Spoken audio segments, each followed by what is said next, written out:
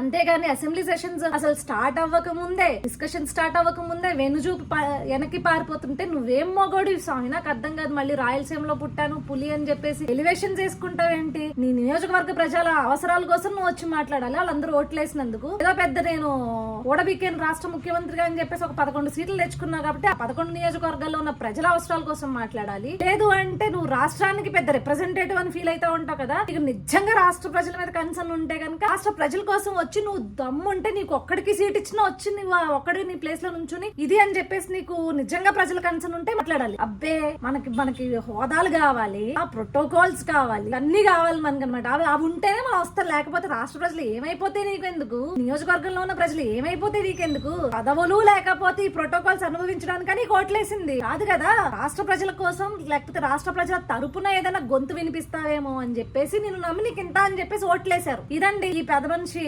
అసలైన నిజస్వరూపం.